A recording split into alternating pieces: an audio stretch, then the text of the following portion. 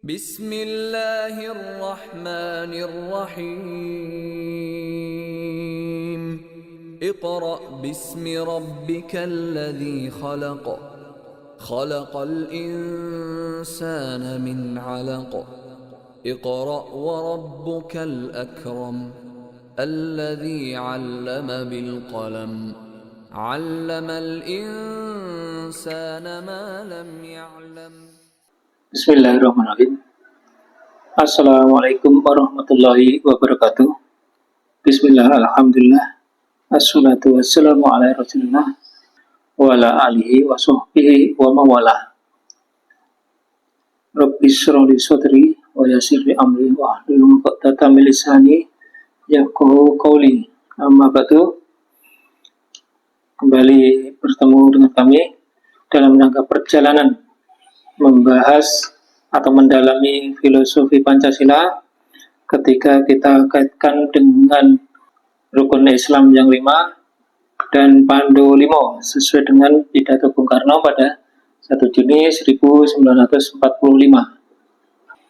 Di pertemuan sebelumnya telah pada kesimpulan di mana di sana terdapat punto diwo, punto titik diwo, titik dewa, atau kita tafsirkan sebagai titik Adam.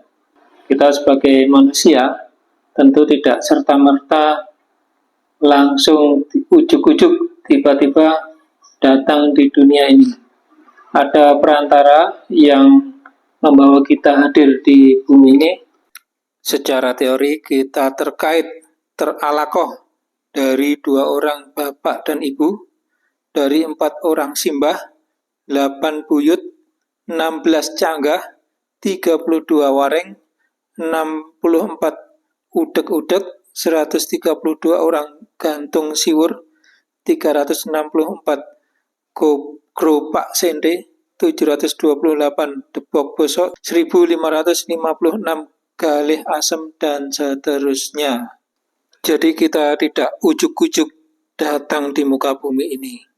Demikian pula nanti kalau kita sudah berpasangan, ada di antara kita dikaruniai anak keturunan, dan ada yang dikaruniai beranak pinak membuat semacam diagram keluarga, sehingga diagram pohon keturunan ini kalau ke atas kita akan bercabang-cabang banyak sekali seperti diagram biner, dan kalau ke bawah pun untuk keturunan kita akan beranak pinak seperti pohon pula. Dan ini menyerupai dengan pohon kalpataru, di mana di tengah-tengah ada cabang ke atas dan ada cabang ke bawah. Apakah yang titik tengah ini atau kita ini adalah titik dewo, punto dewo, atau titik Adam? Maka kaitan kita turun ke dunia ini dalam bahasa Arab disebut alakoh. Oleh para ahli, alakoh ini dikatakan sebagai yang terkait mengait seperti lintah. Maka di sana ada yang menafsirkan sebagai segumpal darah. Kita terlahir di dunia ini ya adanya alakoh atau kaitan, yaitu para leluhur kita. Maka kita akan memahami bahwa ada semacam larangan untuk mengaitkan kita dengan leluhur orang lain atau nasab orang lain. Ini sangat berdosa, karena untuk kita turun ke bumi ini, kita ada di muka bumi ini, ternyata punya alakoh, punya kaitan dengan leluhur kita masing-masing. Nah, berkaitan dengan alakoh, maka tentu saja kita akan kembali ke surat yang pertama kali diturunkan, yaitu surat Al-Alaq ayat 1 sampai dengan 5. Dan kebetulan surat Al-Alaq ini dimulai dengan huruf alif yang telah kita bahas, di mana di sila pertama ini juga berkaitan dengan huruf alif. Nanti ada di sana Allah, ada Nur Muhammad, dan Adam. Huruf alif di sini kita kaitkan dengan Adam. Apakah ini nanti terkait? Akan kita gali bersama-sama. Nah, ini akan menjadi pertanyaan yang menarik, di mana ayat pertama atau huruf yang pertama turun, yaitu di surat Al-Alaq adalah alif, sementara huruf pertama di dalam Al-Quran adalah huruf ba dalam basmalah atau Bismillahirrahmanirrahim. Dan menariknya, basmalah ini juga terkait di sila pertama, terkait dengan khotam Nabi Sulaiman. Nabi Sulaiman tentu saja kita kaitkan dengan seorang raja yang pertama kali menggunakan basmalah. Innahu min Sulaiman wa innahu bismillahirrahmanirrahim. Kita mencoba menghubungkan surat pertama, yaitu Al-Alaq 1 sampai dengan 5. Surat pertama dalam susunan Al-Quran, yaitu Al-Fatihah, Bismillahirrahmanirrahim, dan konsep Adam sebagai khalifah di muka bumi yang diturunkan dan dibekali ilmu dalam Al-Baqarah ayat 31, yaitu wa'alam adamal asma'a kullaha. Di situ juga terdapat asma. Ketika Al-Alaq, Iqra bismi rabbikal ladzi khalaq, di situ ada asma juga. Bismillahirrahmanirrahim, di situ juga asma. Dan yang terakhir adalah wa'allama adamal asma'a kullaha. Maka kalau kita melihat di surat pertama, yaitu Al-Alaq 1 sampai dengan 5, Iqra bismi rabbikal ladzi khalaq. Asmaul husna yang pertama adalah Allah sebagai Al-Khalaq, yang maha menciptakan. Khalaqal insana min 'alaq, yang menciptakan manusia. Siapa itu Al-Khalaq? Tentu saja dia adalah Allah. Khalaqal insana min 'alaq, dia menciptakan manusia dari alaq, dari segumpal darah. Al-Khaliq, tentu saja Allah itu juga. Iqra wa rabbukal akram, bacalah Tuhanmu yang maha mulia. Rabb di sini tentu saja Allah juga. Alladzi 'allama bil qalam, yang mengajar manusia dengan pena. Alama, yang mengajar. Al-alim, dia juga yang maha berilmu tersebut. Alamal insana ma lam ya'lam, dia mengajarkan manusia apa yang tidak diketahui. Yang maha mengajar ini tentu saja beliau juga Allah. Di dalam Al-Fatihah, Bismillahirrahmanirrahim, dengan nama Allah yang maha pengasih, maha penyayang. Ar-Rahman Ar-Rahim, tentu saja dia salah satu dari Asmaul Husna. Beliau juga, yaitu Allah. Alhamdulillahirabbil alamin, segala puji bagi Allah, Tuhan semesta alam. Ar-Rabb, tentu saja dia juga adalah Allah.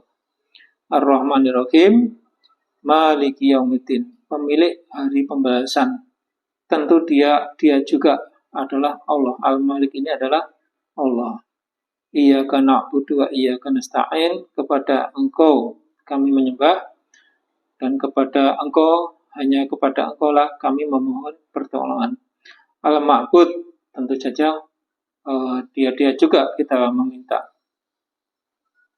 Selanjutnya dalam Al-Baqarah ayat 31, wa 'allama adama asma'a kullaha summa 'aradahum 'alal malaikati faqala ambi'uni bi asma'iha ula'i in kuntum shadiqin. Dia mengajarkan kepada Adam asma'a kullaha. Dia mengajarkan kepada Adam nama-nama benda seluruhnya. Kemudian dia memperlihatkan kepada para malaikat seraya berfirman, sebutkan kepadaku asma atau benda, nama-nama benda ini jika kamu benar. Nah, di sini benda dalam tanda kurung. Nah, asma ini ada yang berpendapat ini adalah Asmaul Husna. Jadi ayat yang pertama kali turun yaitu Al-Alaq 1 sampai dengan ayat 5. urutan surat di dalam Al-Quran, yaitu surat Al-Fatihah, dan terkait dengan Adam sebagai khalifah, yaitu dibekali dengan ilmu tentang asma-asma Allah. Ketiganya berkaitan dengan asma'a kullaha, atau yang menurut kami di sini sebagai pelengkap ya mungkin adalah Asmaul Husna. Jadi semua terkait dengan asma Allah. Inilah nanti yang mungkin akan disebut bahwa ilmu Allah itu sangat luas. Tidak akan ada habisnya bila digali lebih jauh.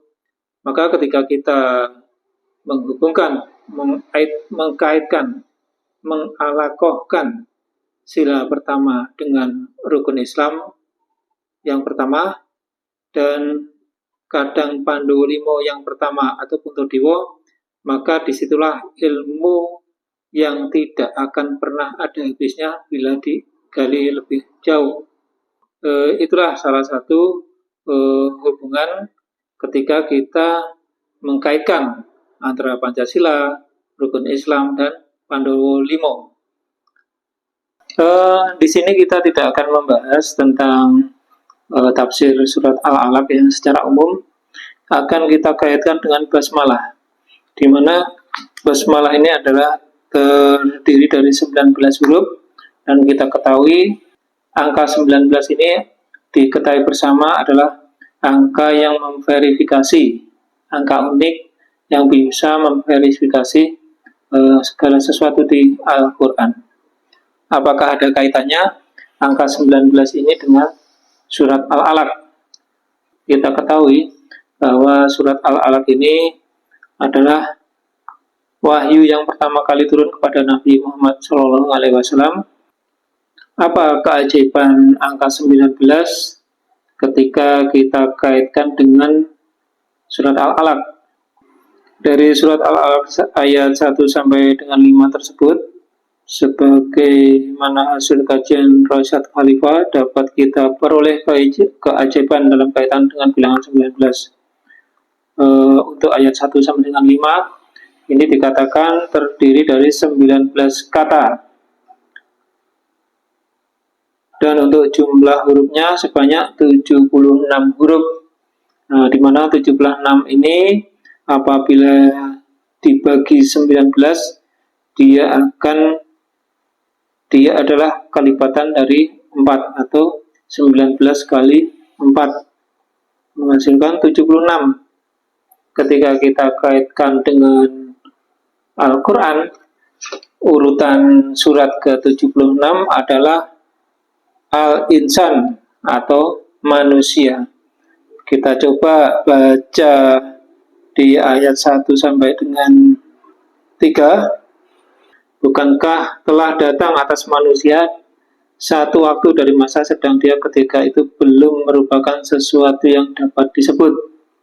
Sesungguhnya kami telah menciptakan manusia dari setetes mani yang bercampur, yang kami hendak mengujinya dengan perintah dan larangan. Karena itu kami jadikan dia mendengar dan melihat. Inna hadainahu sabila imma syakira wa imma kafura.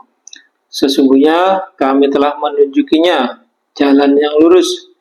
Ada yang bersyukur dan ada pula yang kafir.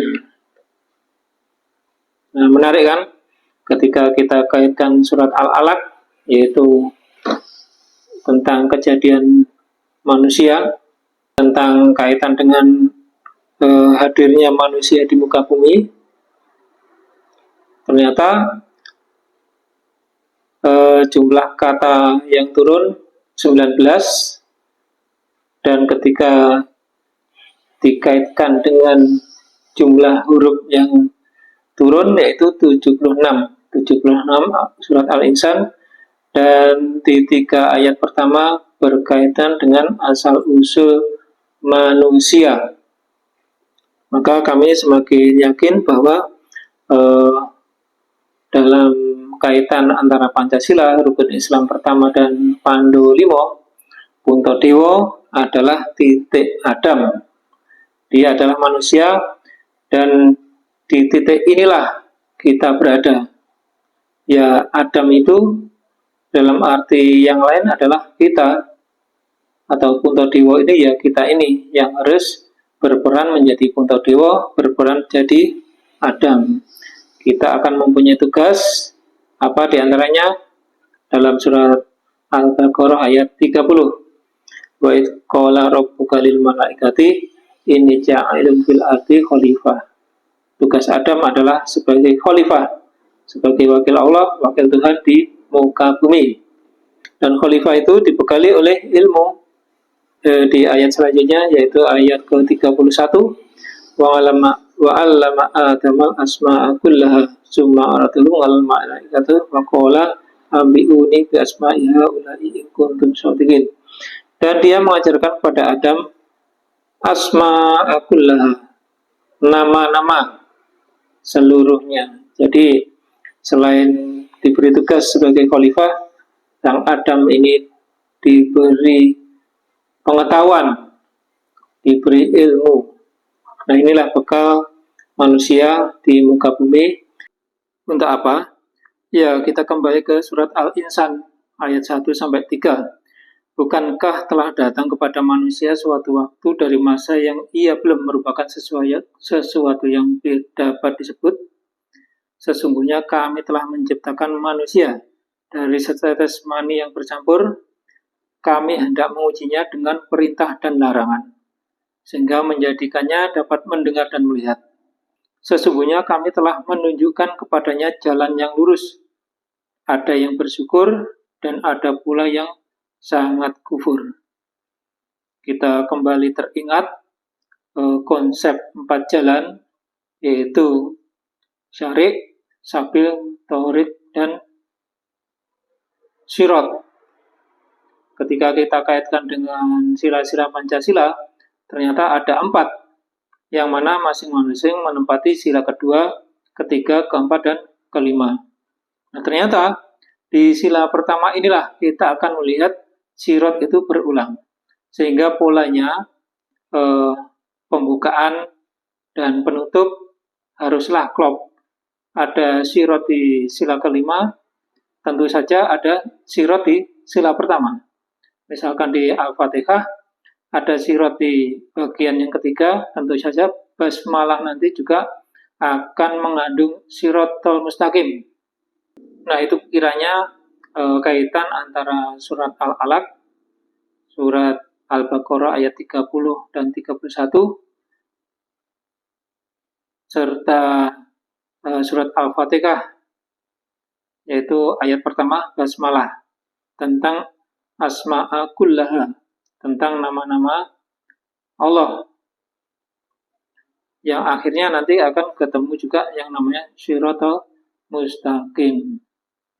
Nah, sebagai akar, maka siratal mustaqim ini sudah tersirat dan nanti akan ditegaskan di buahnya juga siratal mustaqim.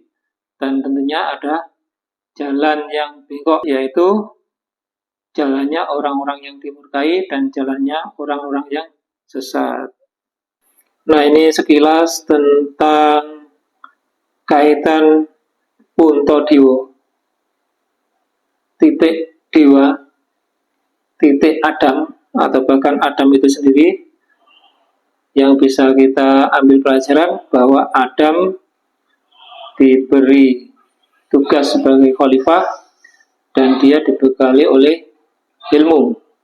Sehingga ketika kita kaitkan dengan Pancasila, maka sila pertama ini adalah tentang khalifah, tentang pemimpin, tentang ratu.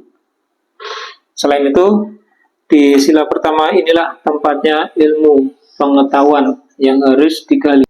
Nah, demikian untuk sesi kali ini, singkat saja. Untuk selanjutnya kita akan membahas tentang kaitan huruf alif, di mana dia adalah huruf pertama Al-Quran turun, dan huruf ba, huruf pertama di mana Al-Quran dibukukan. Di surat Al-Alaq untuk alif dan surat Al-Fatihah untuk huruf ba. Untuk sesi ini kami akhiri. Mungkin ada salahnya, kami minta maaf dan bisa dikoreksi. Wallahu yara'ana wa yahfaduna walhamdulillahirabbil alamin. Wassalamualaikum warahmatullahi wabarakatuh.